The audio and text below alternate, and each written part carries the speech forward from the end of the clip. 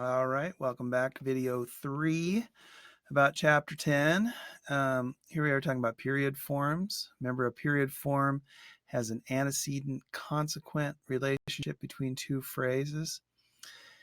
Their example here is that a half cadence could function as the antecedent, the inconclusive cadence, and then a perfect authentic or imperfect authentic cadence could be the conclusive cadence. In the second period they show here, maybe it's an imperfect authentic cadence that's the inconclusive cadence, and then it's made whole by ending with a perfect authentic cadence. So again, antecedent consequent relationship in the cadences. We also looked at the melodic information, A and A prime in this case. That makes a parallel period because there's similar melodic information in both phrases. Whereas if this was AB, then it would be considered a contrasting period. So parallel or contrasting.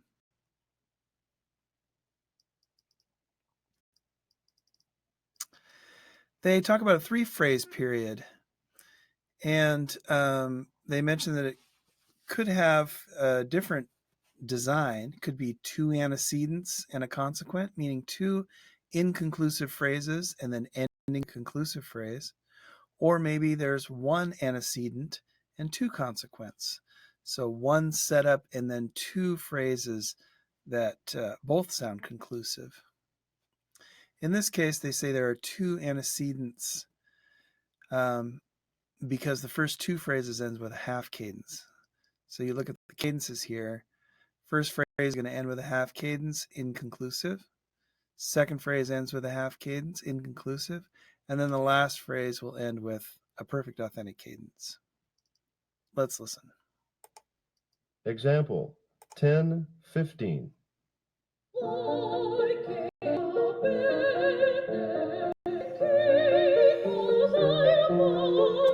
Half cadence.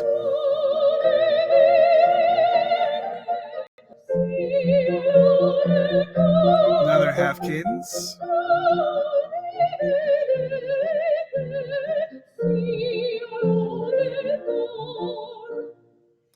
Then the conclusive perfect authentic cadence. Again, do in the soprano, root position 5, root position 1. All right, double periods. Okay, so we've been talking about how the period itself will have two phrases. So a period has two phrases with an antecedent consequent relationship. A double period is a combination of two periods in which the first period ends with an inconclusive cadence, and the second period ends with a more conclusive cadence. But again, each of those periods has two phrases. Let's see if we can find a... So here's a complete diagram for a parallel double period. This is the first period by itself. It has an antecedent consequent relationship. It actually has two half cadences, but still there's different melodies. There are two phrases, final phrase, final phrase. And then we move on to the second period. It has an A, it returns back to the same melodic information. So it's a parallel double period. And then it goes to B prime, and it finally ends with the more conclusive perfect authentic cadence. So if we were to ask the question, what type of period is the first period by itself, we would say it's contrasting because the melodic information is different, A and B. If we asked what type of period the second half of this structure is, we would say it's a contrasting period because it's A and B again. But when we ask the question, what is the entire form, this four-phrase form altogether, we're going to say it's a parallel double period. There are two periods. They both begin with the same information. That's the parallel part. And it's a double period because the first period ends with something less conclusive than the second period, or the second period ends with something more conclusive. So there is an antecedent consequent relationship in the between the two periods themselves. Let's listen to it. Example 10:16.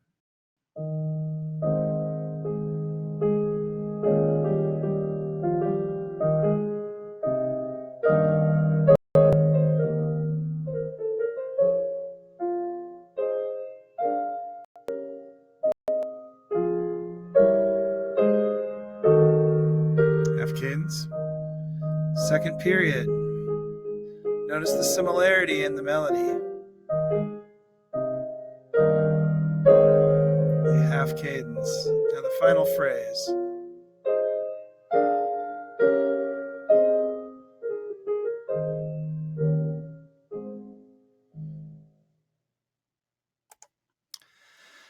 That was the example of a parallel double period. It's a double period because it has two periods within it, and the first period ends less conclusively than the second period does. That's what makes it a double period. And it's parallel because both periods begin with the same melodic information. There's an A here, there's an A here. Notice there's no prime because the difference wasn't significant enough. It's the same cadence, same contour. There wasn't enough difference to make it A prime. A repeated period, I went back up here. Repeated period is if there is no antecedent consequent relationship between the two. Do they give us an example of that? No. But if you found two periods in a piece, but the first one ended with a perfect authentic cadence and the second one ended with a perfect authentic cadence, you wouldn't consider that a double period. It would just be a repeated period. What do we have left here? The sentence. So they say here, the most distinguishing feature of the period is weak, strong cadence patterns. That's antecedent consequent cadence pattern, weak, strong, formed by the endings of its two halves. It's possible to employ musical features other than cadence patterns to create larger structural units. One such unit is the sentence. It's characterized by immediate repetition or variation of a musical idea. So I'll just speak what is this sentence form. If something goes ba da da dee da da, boo da da da da da, ba la la la la la la la la la la la. Notice I did a little teeny thing, then I did it again. Then I made a long thing that just goes and goes and goes and stops. That's a sentence pattern. Hey there, diddle-diddle-da. Hey there, diddle-diddle-da. So that creates a structural unit, but it's not based on cadences. Here's an example of a sentence pattern. Example 10:17. Does it again.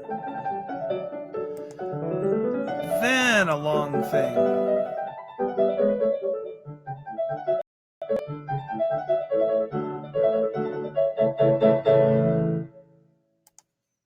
All right, so you had this x prime. That's the little thing, and then the little thing repeated, and then a long stretch driving to the end. So that's considered a sentence form. Here's another one. Example 10:18.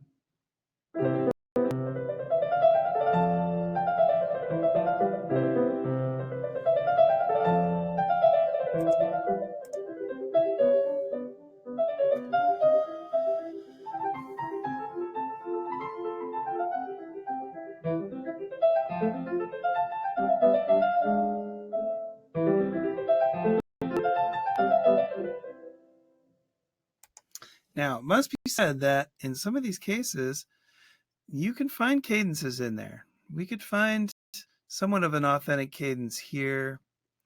You could hear the deceptive motion here, half cadence up above here. So, some of this stuff gets a little subjective, and there can be some interesting discussions about how a piece should be analyzed. Here's a couple of little mini sentence patterns within a Beethoven piece. Look at that little short thing, and then a little drive to the end. Example 10:19.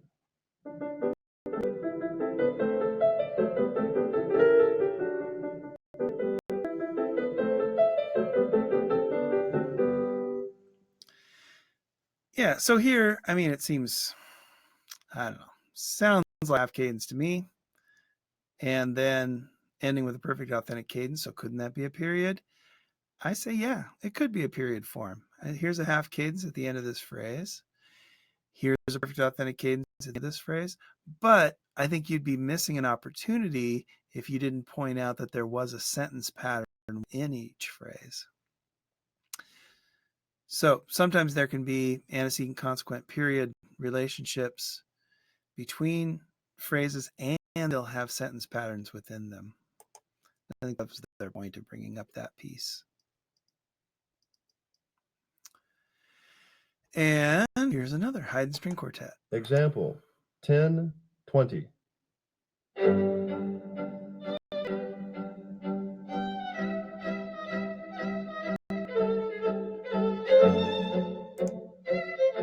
Does it again.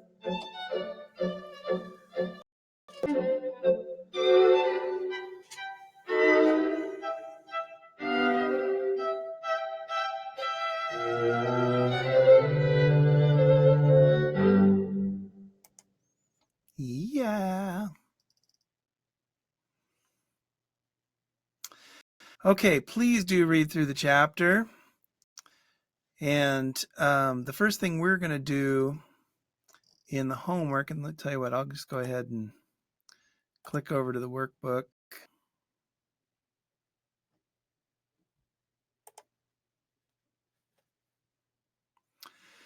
Here's chapter 10. The first thing we're going to do is just the 4-part exercises here. And what we're doing is composing little 3-chord cadence progressions. So if it's a deceptive cadence, obviously it'll end with 5-1. Inverted IAC, that means you're probably going to use an inverted 5 chord, but still end on a 1 chord. Plagal cadence, end with 4-1. Phrygian half cadence ends with a minor 4/6-5. But notice that they want you to do 3 chords. So you need to draw upon your knowledge of harmonic progression to know what could precede those last 2 chords. Perfect authentic cadence, of course, root position 5 to root position 1. And then half cadence ends with 5, but what could precede those 2, in the 2 chords before 5? That's what we're doing for Wednesday. And then the next section is 7 pieces to analyze. And we'll check in on Friday, see how you're doing on the first batch of these. I'd like to have these done by next Monday. By Monday, that's the 20th. And again, with all of these, the nice thing about the analysis is they're giving you the chord. So you don't even have to do a Roman numeral analysis. You just have to come up with the names of the cadences. And then the ultimate goal is to create those diagrams, those graphs. All right, I'm going to have office hours every day at 10. There's a Zoom meeting you'll find in Canvas you can click on and ask questions, and I hope to see you there. Take care, gang. Bye.